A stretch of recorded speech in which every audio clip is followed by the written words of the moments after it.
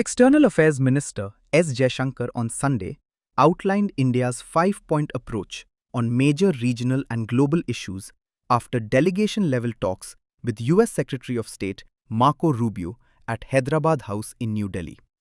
Jaishankar said, India advocates dialogue and diplomacy for resolving conflicts, supports safe and uninterrupted maritime commerce, demands respect for international law, opposes the weaponization of trade and resources, and believes in trusted partnerships and resilient supply chains.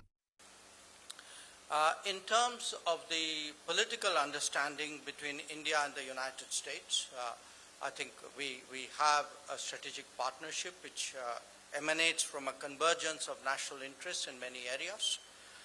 Yesterday, during the Secretary's call on the Prime Minister, some global and regional issues were discussed, and in our subsequent meeting at the embassy, we took up developments pertaining to West Asia, Middle East, to the Indian subcontinent, and to East Asia. On the economic front, we spoke about the value of concluding at an early date the final text of the interim agreement regarding reciprocal and mutually beneficial trade. This will be an important step towards a comprehensive bilateral trade agreement which was envisaged during Prime Minister Modi's visit in February 2025.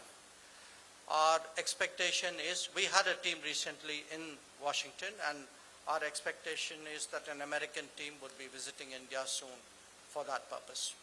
The two leaders discussed developments in West Asia, the Ukraine conflict, the Indo-Pacific region, and preparations for the Quad meeting scheduled for May 26th.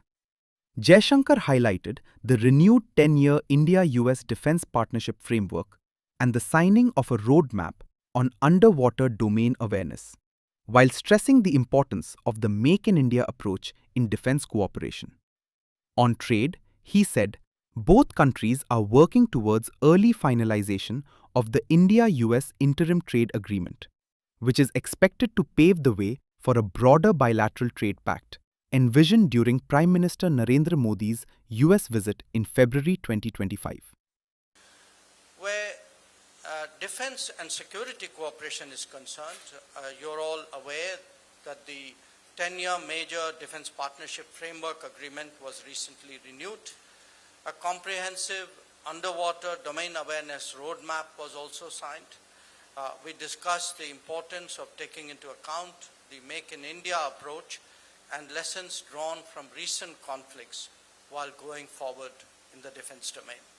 The External Affairs Minister also said energy security and nuclear cooperation were key areas of discussion, adding that diversified energy supplies remain crucial for India's needs and that the Shanti Act has opened up new opportunities in nuclear collaboration. Jaishankar further noted growing cooperation between India and the US in critical minerals, artificial intelligence, and emerging technologies through bilateral initiatives and the Quad framework. We devoted some time to nuclear energy cooperation as well. The passage of the Shanti Act has opened up new possibilities. An American delegation was recently in India. We hope to realize the potential of cooperation in the nuclear domain, and I also raised with Secretary some issues, regulatory issues we have on the American side. We spent some time today discussing energy issues, and again, you're all aware that our government's fundamental responsibility is to address the needs of 1.4 billion people. Obviously, ensuring the accessibility and affordability of energy for them is our prime objective. Secretary and I therefore welcome the expansion in our energy trade in recent months. Diversified supplies are at the heart of energy security for India. Speaking after the talks, Marco Rubio said, India-US relations have not lost momentum and expressed confidence that ties between the two nations would become even stronger in the coming years, while also hinting at a possible breakthrough announcement later on Sunday regarding a deal with Iran and the Strait of Hormuz situation. The list of issues that we work together with India on the breadth and scope of them is what highlights the fact that India is an important strategic partner of the United States, one of our most important strategic partners in the world. It begins with the fact of our shared values. We are the two largest democracies in the world. And so obviously that in and of itself begins to align our interests simply because our leaders respond directly to voters and people on a regular basis.